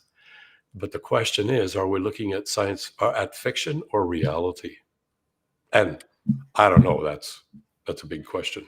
Oh, I would agree. So I don't subscribe to any of the non-standard logics, but if your argument is that standard logic is fundamental and necessary to reality, a defeater for that would be, is it logically possible to have a different set of axioms and still get all of reality? If the answer is yes, then that would seem to defeat the argument that standard logic is required or governs or is prescriptive of all reality. Because all you need is there another alternative that can do the same thing If yes, well, then it's not necessary anymore. And so while I don't like any of the standard logics, I think they're silly. I like standard logic. I think it is the one that is correctly descriptive of reality. The only thing I need to do to invalidate the argument that standard logic is somehow fundamental or governs all of reality is show there is an alternative that can logically possibly do all of the things that we see. And that's what I think the paraconsistent logics and the fuzzy logics, many value logics, quantum logics, they do that. Here's an alternative that if these axioms are the ones that govern reality, you can still produce everything we see just fine. Does that mean that there's evidence for this? No. Are they simpler? I don't think so. No. But that doesn't matter, because the point here is simply to say the argument you presented for the fundamentality of logic is that we can't do things otherwise. But we can do things otherwise. There are other ways to do things. And so that would be my first objection. My second objection is how does the fact that we couldn't do things otherwise imply anything about the fundamental nature of reality? That part I still haven't found an answer to that question of why, simply because we can only imagine things in this system of logic, why that would have anything to do with logic being a non-physical object.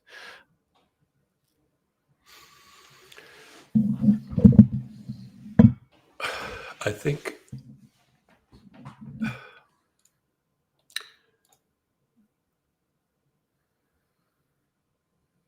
the principles of the basic axioms of logic are such that, there was two things. One thing I wanted to say first before this.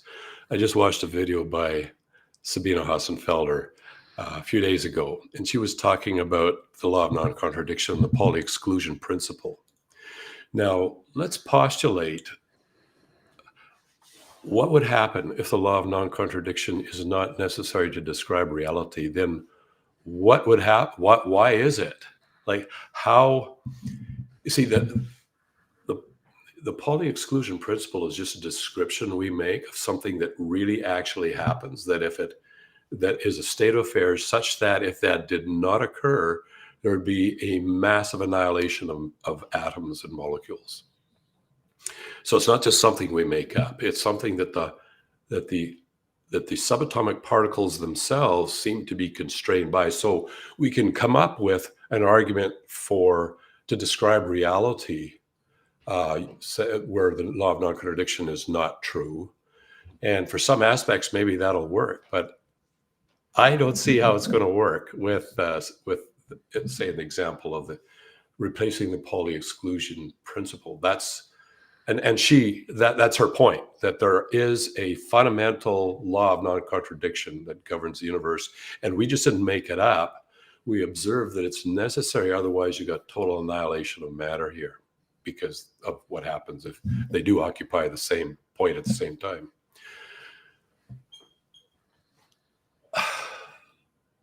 And the other thing is that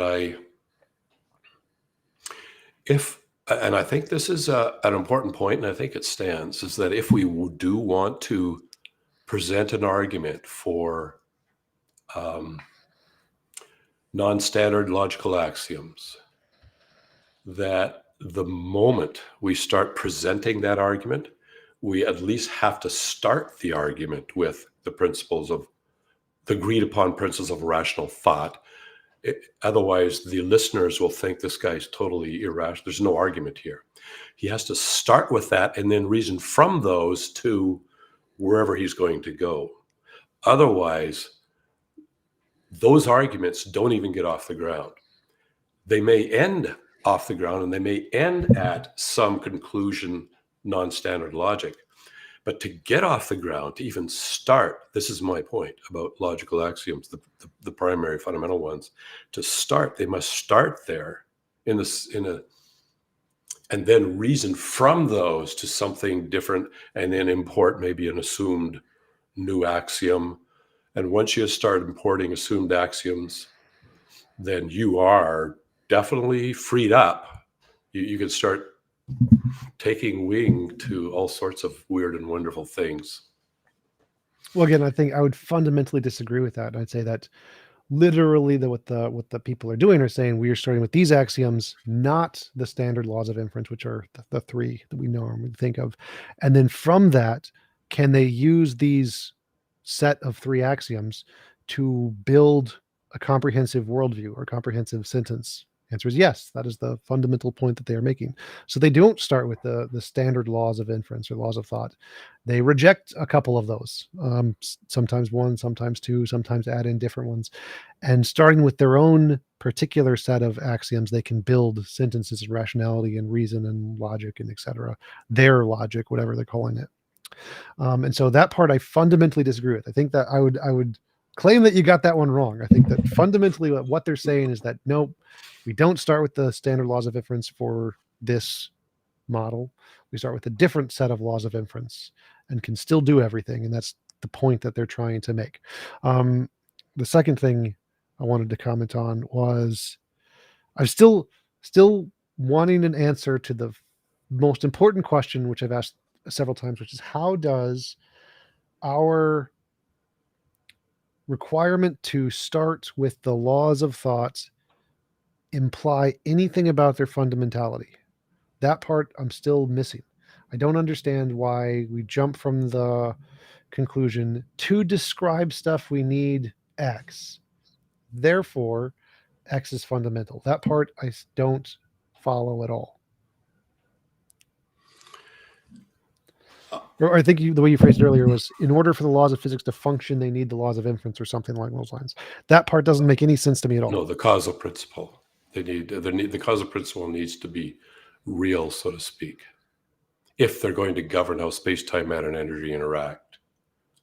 So what do you mean by that exactly? Because I know causation is also theorized to be emergent, just like space-time is in many models. So I don't understand what that is or how that would relate to the non-physical argument. Well, let's say an infant sees a butterfly go by. In fact, years ago, this is back in the 80s, experiments were done with toddlers to see if there was a basic operating system that they begin with, so they can even make sense of the world. And they found that that these axioms were right there from the get-go, so that when you put a ball in a basket, they actually assumed that there should be a ball in the basket. That's the causal principle there. Now, if you showed an empty basket and put one ball in, but didn't let them see you put the ball in, you just showed them the empty basket and put one ball in, and then you showed them the basket and there were like 23 balls in there, automatically you could see that they had issues with this. There were problems, even if they couldn't even speak. And what that showed is that the principle of non-contradiction was already embedded from square one, from day one, before they could even make sense. Or let's say a philosopher stands up and says, let's begin with totally different axioms of logic, and then lays them out. The moment he talks to the class and says, let's begin with totally different axioms of logic, then reason from there, which you could do if you're going to start from scratch, lay out the things. But you cannot do that without assuming the causal principle is active in the people that are listening to you make that statement, that it's going to mean something to them. And what you said or what you wrote on the board or showed on the screen is actually that is going to cause something to occur in their brain such that you can then move them to the next step. You can move them to the next inference using whatever axioms you've laid out. And the other thing that they're assuming is that when you assume that it means something, let's say the law of non-contradiction is not true, you can actually, then you begin to question, what does anything mean then? Because he just said this, but why isn't the opposite true? And there is an assumption that if we're going to say this is true, that it actually means something to us. In other words, that something that, say, contradicts that is false, or isn't consistent with it is false, if you're going to hold a coherence theory of truth. That's what I mean with even beginning to lay out your new axioms of logic. And that's what I mean when I say before a toddler can even begin to make sense of this world, there has to be a basic operating system where the causal principle is embedded such that what they see with their eyes or hear with their ears is actually, they assume it's real. That was produced by something there, and they see what it was, or they try to grab it as if that thing they're trying to grab has produced an effect in their mind that has convinced them that there's actually a thing there to grab. That's the causal principle again. I don't even know where I was going with this, actually. I was trying to answer that question about being real. So does this prove they're real? And that's an interesting question. Does it prove that they're real? And I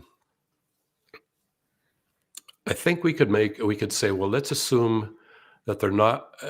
Let's go with an argument to the best explanation in that case. Okay, I'm just making this argument up here, Tom, as I'm thinking. Let's go with an argument to the best explanation. What is the best explanation for how useful these axioms are in the universe and in the material world, and even in logical inference or rational thought, how useful they are? We can say they're not real, but that then whips the rug out from under our feet to be confident that we're actually having a rational discussion here. It Wait, doesn't I prove that lost you on that part. So the first part I followed was, so we're trying to, what's the best explanation for why these principles are so useful? Now, so useful and inescapable, actually, at least to start our analysis of the world. Again, I would reject that for the same reasons as prior. To just comment on what you said before, it's not that they're starting, like the law of causation or whatever can be a result of the other axioms rather than the standard axioms. You can still have causation, they still grant causation, but it's not a result of the standard logic. It's a result of the non-standard logic. And so they can still believe you have causation, but it's a result of these other logics. And so they can grant all of the things you said, and that they believe that what they're saying means something to you, and that it's going to guide your logic in their brain. But that's a result of their non-standard logic. And your objection that if non-contradiction was false, then I can doubt anything you're saying because it could be both true or false or whatever. That part is for only like diletheistic logic. Paraconsistent logics don't have all contradictions are true and false at the same time, or anything can be a contradiction that is both true and false at the same time. It's only under certain circumstances, in which case there's no contradiction with me believing that what I'm saying will guide your knowledge, or that what I'm saying means something to you, while also believing that there are some things that can be true contradictions in the universe.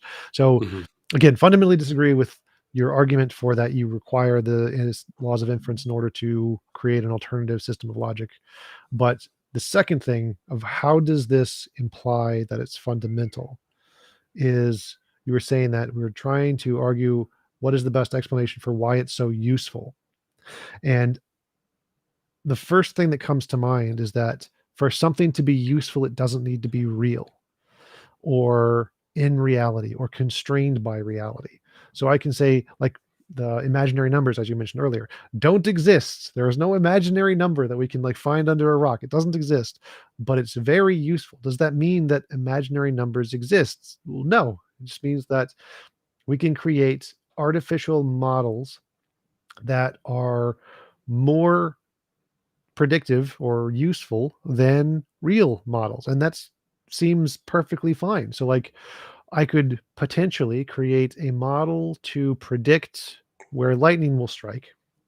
That would be 100% accurate, predict every single lightning bolt. And it could be simpler than the actual physics required to create lightning. Does that mean that my imaginary model is more fundamental than the physics? No, it just means that I created a model that is more efficient at describing this particular event than what is actually taking place in reality. And it seems like an entailment of your argument is that must necessarily be impossible. It must be impossible to create a conceptual model that is more efficient at describing reality than reality itself.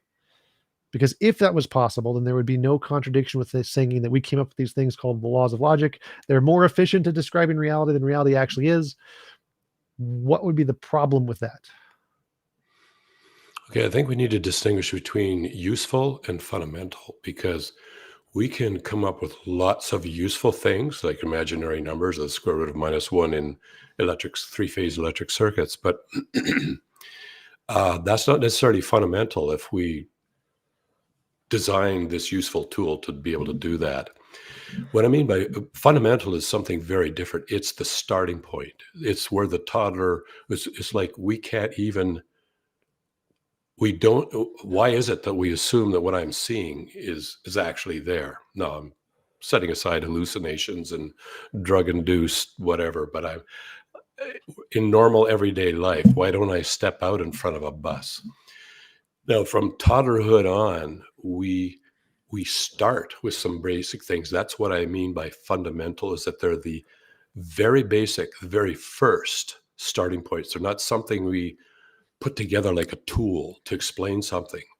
They are the Just to starting clarify, point.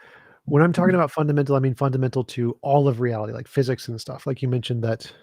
So when I'm Mhm, talking about fundamental, I'm saying that these laws of logic must exist prior to humans, prior to our cognition, to our thoughts. mhm. And so while I would agree that it's fundamental to our subjective narrative of the world, that part doesn't seem important to me. What matters is why does taking the starting point of our perceptions and then implying this other fundamental to all of reality thing, that seems to be the stretch I'm not understanding. How do you go from it's fundamental to us to then go to it's fundamental to all of reality? That part I'm missing.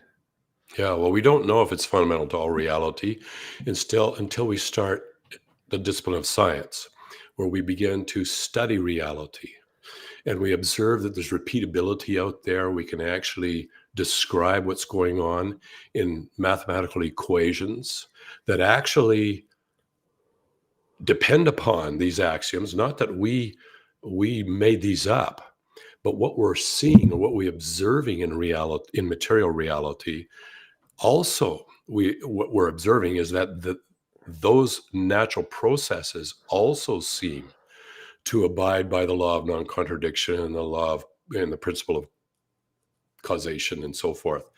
Not logical inference. Logical inference is a little more complicated. I think that's important for rational thought and even mathematics. Those what we're observing. So I guess it depends on what you think is going on in science. Are we actually observing stuff out there and observing patterns and describing these patterns using mathematics and axioms of logic? Or are these axioms something that we invent in some way and impose on reality? And I think everything that we do in normal everyday science is no, we're trying not to impose our presuppositions on reality. What we want to do is observe reality. And when we do that, we begin to see these patterns emerge that are all beautifully consistent with the axioms of mathematics and logic, at least the standard ones, all beautifully consistent with that. And when we see that, then we have to ask the question, well, what is going on here? Why do the axioms seem to be true both in our own rational deductions or rational argumentation, rational thought, and material reality seems to be constrained by these as well? Now, granted, we can invoke the square root of -1 to help explain material reality, but no one seriously thinks that the square root of -1 is actually out there somewhere. It's a tool, but it's a tool we invented that's very useful because of some of the properties of imaginary numbers. So that's why I would say we don't assume they're fundamental to reality. We discover that they are by our observations and by repeatability and how we can describe them in terms of mathematical equations, which we probably couldn't do if they didn't abide by certain axioms of logic in mathematics themselves, or they're not constrained by that. Well, I think this goes back to my question. is it possible for us to create a conceptual model that is more efficient than the way things actually are? And so if we can create a mathematical model or whatever that describes things better or more efficiently than reality, the laws of logic could be such an example. So laws of logic are describe reality more efficiently than reality actually is. But therefore they don't exist in reality. They're not a thing in reality. They're just this model that we've invented that happens to be more efficient at describing reality than what is actually there. Is that a possibility? Well, two possible answers there. One is the interesting one, and the one is the normal one. The normal one is, well, if they happen to describe reality, then maybe we're not inventing them. Maybe they are actually components of reality that constrain how material objects interact and so forth. That's answer number one, and I think it's a good one. I think it's a good one to do science with. Is that we're not just, if anything, if we're making up anything, we want to slowly weed that out of science and just see what is actually going on here, and let's try to describe it. The interesting response, though, and this is might be a little out there, is that I don't think logic is the only aspect of reality that describes everything. What would be an example? Like, I think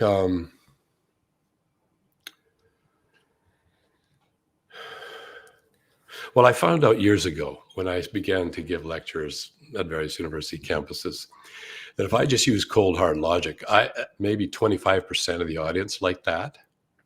But then there were the 75% that I used to think were irrational, that they would just make stuff up and say, what about this and that? But then I found, I apologize for that assumption back then. Then I found that actually there's other ways of describing things, let's say beauty. So I found that sometimes playing a song that was remarkably and outstandingly done would have a more persuasive effect in changing a person's attitude than any logical argument I could possibly come up with. Now, how did that happen? Just play a song? Or to show a painting, which is why I actually cheat a little bit on my website, which, by the way, is kirkdurston.com, in case anybody wants to check it out. Every article I write, I like to find a painting that is consistent with what I'm talking about, but not in an obvious way, so that it actually gives a person a second perspective, but the perspective isn't logical. It's appealing to some sort of sense of beauty or justice, or I don't use music, but I wish I could. So all this to say, Tom, that I don't think logic is the axioms of logic are the only thing that run the universe. There's other things as well, at least when it comes to persuading. And that has, principles of beauty or music or maybe sense of justice, which is difficult to describe mathematically or through any kind of law of nature. But that's out I would there. just disagree. I would say that I think that logic doesn't govern anything. Logic describes.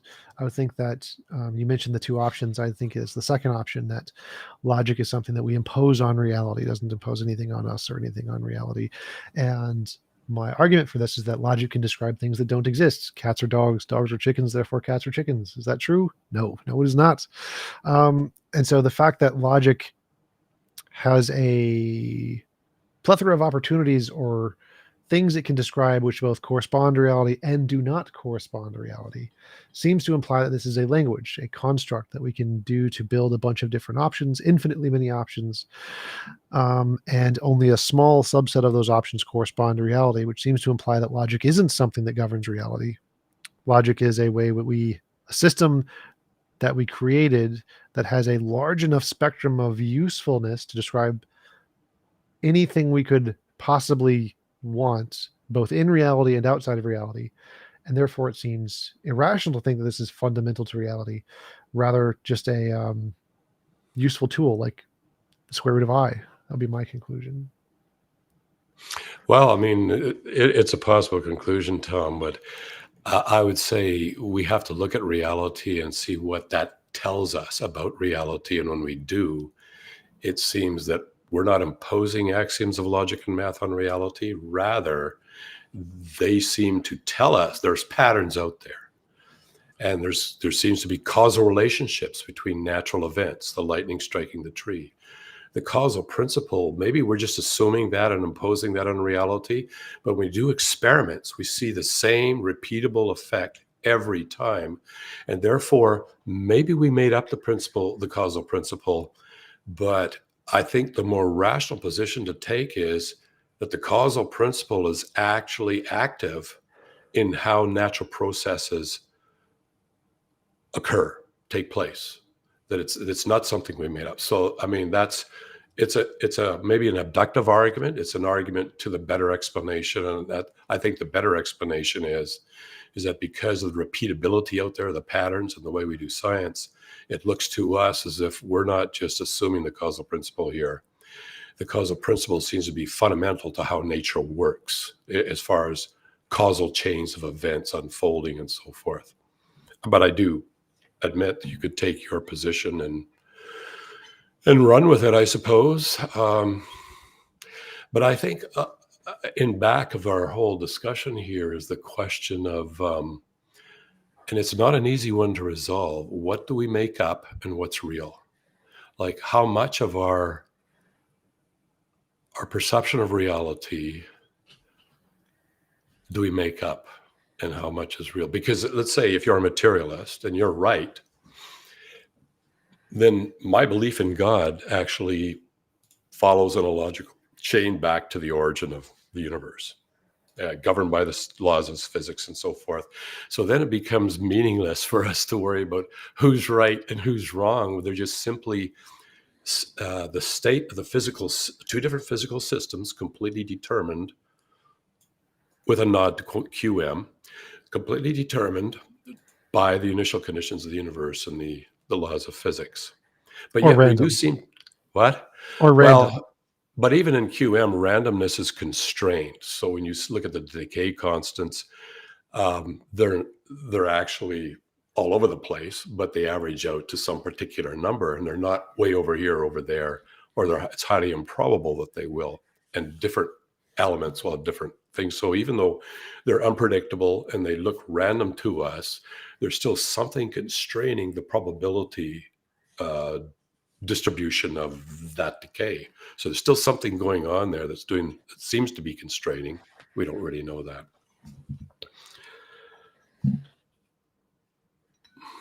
Yeah. So I would tend to agree there that I don't think everything is 100% random in every way. I think there's definitely some constraints there, but yeah. We have been going for about 2 hours. It was great having you on. Do you want to have any final statements or do another shout out for any books you're writing, your website, etc.?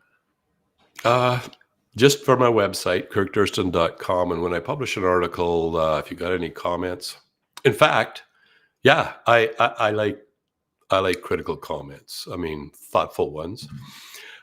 Troll comments are funny a lot of times, and they give me a bit of a laugh, but they're not really that helpful, except to brighten my day a little bit. That's all I'd like to just point to. But it's been a pleasure, Tom. I enjoy discussing with you because everything seems to be polite and collegial, and it's enjoyable, actually. Wouldn't want to do this all the time, though, because it actually forces me to think a little more intensely than normal. Yeah, absolutely. I enjoyed chatting this with you as well. Thanks again for coming on. My pleasure. I'm going to go to bed because I have to wake up at 6 a.m. and do some chess classes in the morning. Me too. All right. Thanks again for coming on. Really appreciate it. And I hope you have a wonderful rest of your night. Thank you. Bye for now.